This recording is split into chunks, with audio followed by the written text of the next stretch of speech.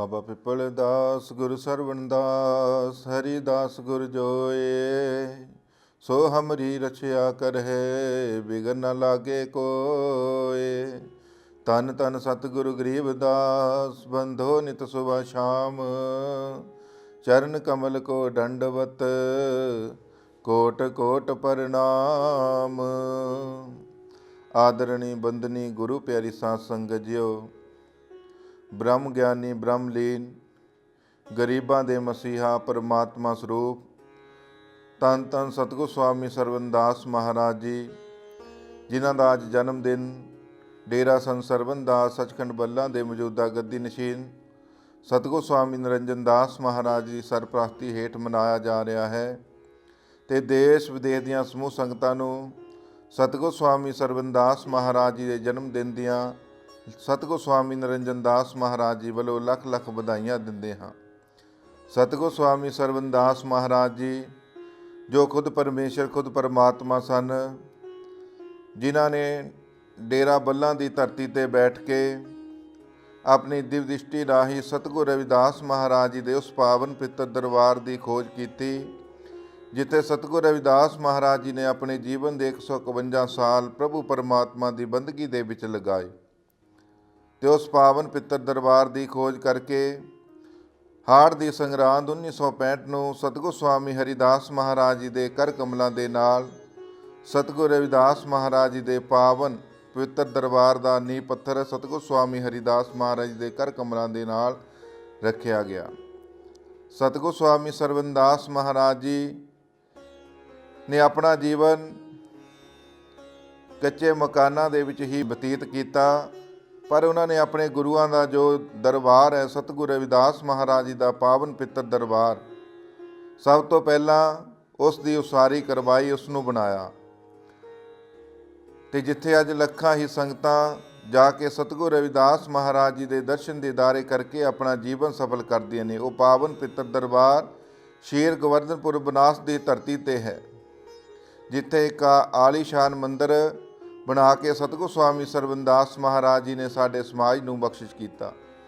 ਸਤਿਗੁਰ ਸਵਾਮੀ ਸਰਵਣ ਦਾਸ ਮਹਾਰਾਜ ਜੀ ਦੀ ਇਹੋ ਜਿਹੀ ਸੋਚ ਸੀ ਕਿ ਮੇਰੇ ਸਮਾਜ ਦੇ, ਮੇਰੀ ਕੌਮ ਦੇ ਲੋਕ ਕਿਤੇ ਦਰ ਦਰ ਭਟਕਦੇ ਨਾ ਰਹਿ ਜਾਣ, ਉਹਨਾਂ ਦਾ ਆਪਣਾ ਵੀ ਕੋਈ ਗੁਰੂ ਦਾ ਸਥਾਨ ਹੋਣਾ ਚਾਹੀਦਾ ਹੈ।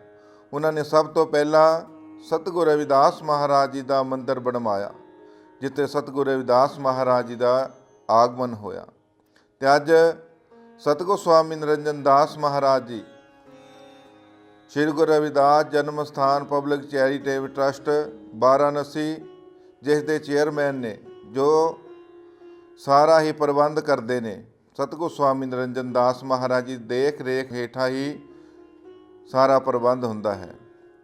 ਅਤੇ ਸਤਿਗੁਰ ਸਵਾਮੀ ਸਰਵਣ ਦਾਸ ਮਹਾਰਾਜ ਜੀ, ਜਿਨ੍ਹਾਂ ਨੇ ਆਪਣਾ ਸਾਰਾ ਜੀਵਨ ਪ੍ਰਭੂ ਪਰਮੇਸ਼ਰ ਪਰਮਾਤਮਾ ਦੀ ਬੰਦਗੀ ਦੇ ਵਿੱਚ ਲਗਾਇਆ, ਦਿਨ ਰਾਤ ਉਹਨਾਂ ਨੇ ਪਰਮੇਸ਼ਰ ਪਰਮਾਤਮਾ ਦਾ ਨਾਮ ਜਪਿਆ ਅਤੇ ਸੰਸਾਰੀ ਲੋਕਾਂ ਨੂੰ ਵੀ ਪ੍ਰਭੂ ਪਰਮੇਸ਼ਰ ਪਰਮਾਤਮਾ ਦਾ ਨਾਮ ਜਪਣ ਦਾ ਉਪਦੇਸ਼ ਬਖਸ਼ਿਸ਼ ਕੀਤਾ।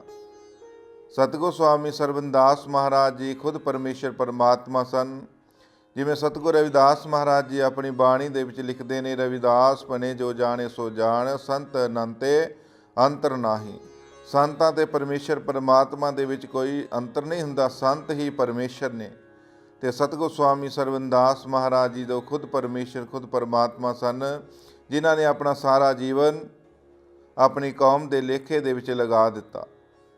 ਅਤੇ ਸਭ ਤੋਂ ਵੱਡਾ ਪਰਉਪਕਾਰ ਸਤਿਗੁਰ ਸਵਾਮੀ ਸਰਵਣ ਦਾਸ ਮਹਾਰਾਜ ਜੀ ਨੇ ਸਾਡੇ 'ਤੇ ਕੀਤਾ ਕਿ ਸਾਡੀ ਕੌਮ ਨੂੰ ਸਤਿਗੁਰ ਰਵਿਦਾਸ ਮਹਾਰਾਜ ਜੀ ਦਾ ਮੰਦਰ ਬਣਾ ਕੇ ਬਖਸ਼ਿਸ਼ ਕੀਤਾ।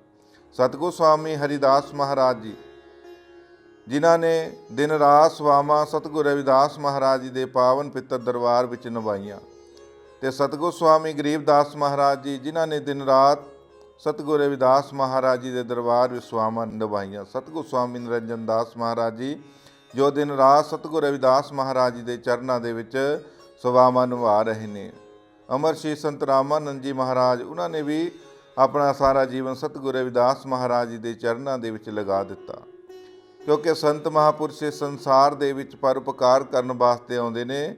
ਉਹ ਇਸ ਸੰਸਾਰ ਦੇ ਵਿੱਚ ਪਰਉਪਕਾਰ ਕਰਕੇ ਇਸ ਸੰਸਾਰ ਤੋਂ ਪਰਦਾ ਕਰ ਜਾਂਦੇ ਨੇ। ਜਿਹੜੇ ਸੰਤ ਮਹਾਂਪੁਰਸ਼ ਹੁੰਦੇ ਨੇ ਹਮੇਸ਼ਾ ਹੀ ਅਮਰ ਰਹਿੰਦੇ ਨੇ, ਜਿਵੇਂ ਅੱਜ ਸਤਿਗੁਰੂ ਸਵਾਮੀ ਸਰਵਨਦਾਸ ਮਹਾਰਾਜ ਜੀ ਨੂੰ ਅਸੀਂ ਯਾਦ ਕਰ ਰਹੇ ਹਾਂ, ਕਿਉਂਕਿ ਉਹਨਾਂ ਦੇ ਸਾਡੇ ਸਮਾਜ 'ਤੇ ਬਹੁਤ ਵੱਡੇ ਵੱਡੇ ਪਰਉਪਕਾਰ ਨੇ ਜਿਨ੍ਹਾਂ ਨੂੰ ਕਦੇ ਭੁਲਾਇਆ ਨਹੀਂ ਜਾ ਸਕਦਾ। ਤੇ ਇੱਕ ਵਾਰ ਫਿਰ ਡੇਰਾ ਸੰਤ ਸਰਵਨਦਾਸ ਸੱਚਖੰਡ ਬੱਲਾ ਦੇ ਮੌਜੂਦਾ ਗੱਦੀ ਨਸ਼ੀਨ ਸਤਿਗੁਰੂ ਸਵਾਮੀ ਨਿਰੰਜਨ ਦਾਸ ਮਹਾਰਾਜ ਜੀ ਵੱਲੋਂ ਸਤਿਗੁਰੂ ਸਵਾਮੀ ਸਰਵਨਦਾਸ ਮਹਾਰਾਜ ਜੀ ਦੇ ਜਨਮ ਦਿਨ ਦੀਆਂ ਦੇਸ਼ ਵਿਦੇਸ਼ ਦੀਆਂ ਸਮੂਹ ਸੰਗਤਾਂ ਨੂੰ ਲੱਖ ਲੱਖ ਵਧਾਈਆਂ ਦਿੰਦੇ ਹਾਂ। ਜੈ ਗੁਰਦੇਵ, ਧੰਨ ਗੁਰਦੇਵ।